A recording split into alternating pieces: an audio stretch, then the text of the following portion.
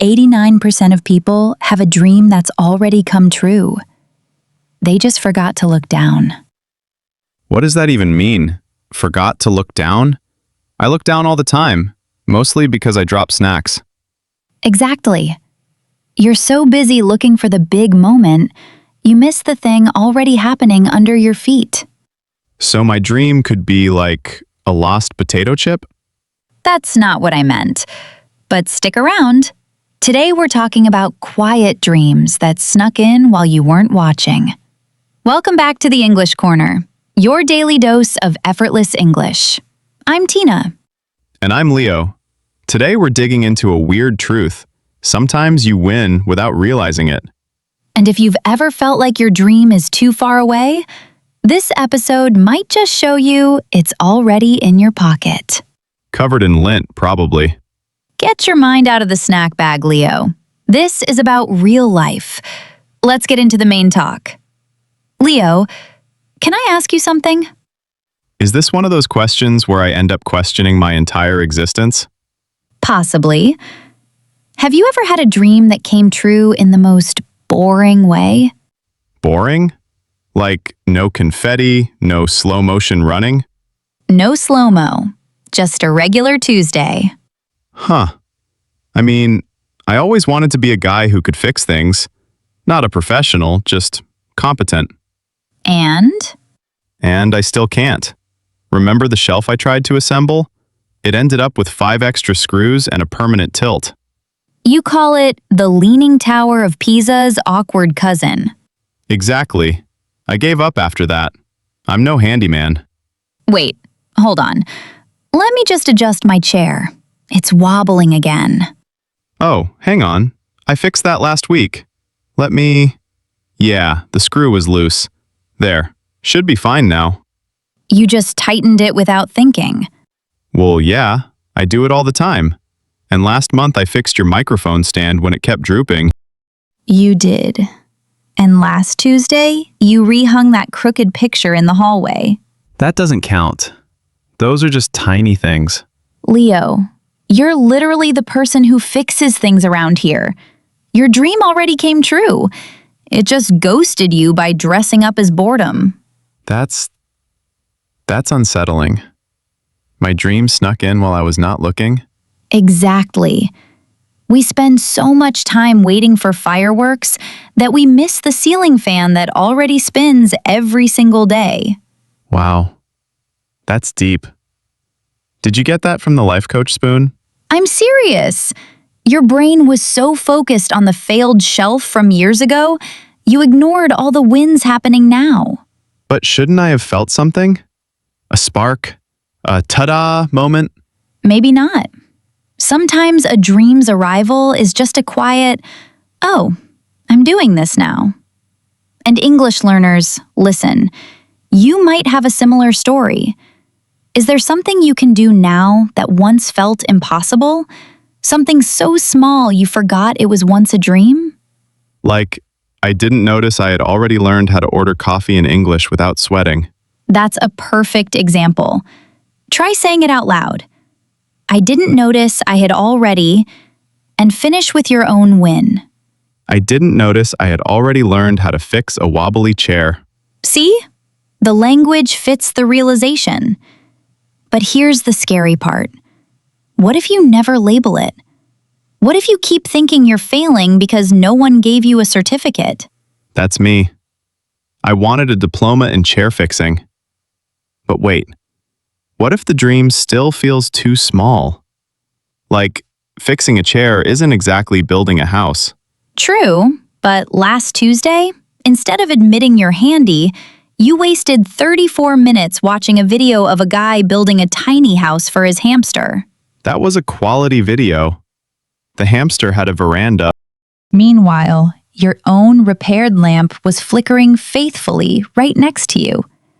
You ignored a real skill for rodent real estate. Okay, ouch. But that's the thing, right? We scroll past our own lives looking for proof that we're enough. And that's why I want to say this to every listener. You're not a failure. You're just the last one to know you've already won. Even if I still can't assemble a shelf? Even then, that shelf is your past. This chair is your present. So here's a tiny challenge. Send a emoji to someone who's seen you do the thing you thought you couldn't. Just a small signal, no pressure. I'll send one to you for the mic stand. And I'll send one back for the hallway picture. But seriously, check your pockets. Your dream might already be there, covered in lint. So I should stop looking at the horizon and check my literal pockets? Metaphorically, yes. Also, maybe check for actual lint. It's distracting. Noted. But while we're on metaphors, I still think the spoon knows all. The life coach spoon does not know more than me. Anyway, It told me to fear garden gnomes, and look what happened. what happened? Nothing. They're just everywhere, plotting. Let's bring it back. We're talking about quiet milestones. Let's move to Word Corner and argue about the right words for this feeling. Okay, Word Corner, but instead of a list, let's debate. Leo, what's the difference between notice and realize? Ooh, a Tina question. I'd say notice is seeing something with your eyes, like noticing a stain. Realize is understanding something mentally, like realizing you've been wrong. So, in your story, you noticed the chair wobbling, but you didn't realize it was a milestone. Right. I noticed the screw, but I never realized it counted as a breakthrough. Exactly. A breakthrough is that moment when something shifts inside you, often quietly, like a small door opening. But you said you didn't even feel it. So maybe your breakthrough was just repeated determination. Determination sounds too heroic. It was just trying again because the chair kept wobbling. That's what determination often is. Boring persistence. But it still moves you forward. So ambition is the big dream. Determination is the daily grind. And then you hit a milestone, like the first time you fix something without panicking. And if you never notice that milestone, you lose the chance to feel proud. That's why notice is such a powerful word. It's active. You have to deliberately look at your own progress.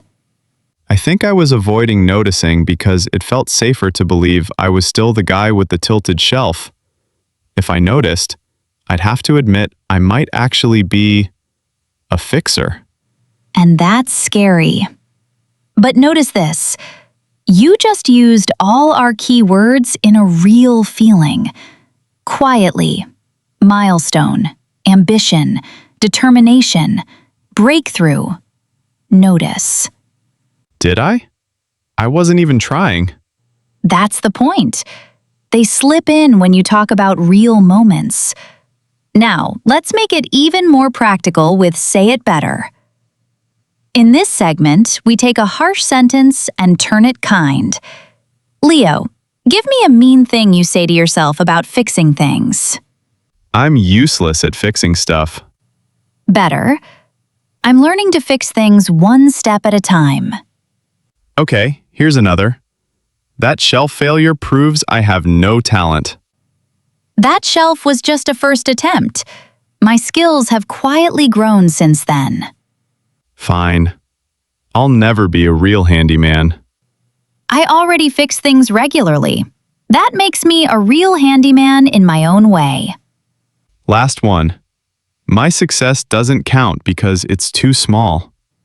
Small successes add up to a real milestone, and this one matters. Huh. That last one almost made me emotional. Almost. Don't tell the spoon. The spoon knows. Now let's wrap up. And that's a quiet wrap for today. Dear listener, what's one small thing you can do now that you once thought was impossible? Drop it in the comments. And also tell us, which one of Leo's quirks would you trust to fix your kitchen sink? The spoon or his gnome paranoia? Hey, the spoon is highly qualified. It has a calming aura. Sure. But seriously, go back to that return line. Check your pockets. Your dream might already be there. Don't wait for permission to notice your own progress. And if you find lint, that's just texture. It's character. You've been listening to the English Corner, your daily dose of effortless English. I'm Tina. And I'm Leo. Keep fixing things, even if it's just your confidence. Bye for now. And don't let the gnomes get you down. Too late. They're already in my head. But my lamp works perfectly, so I've got that. There you go.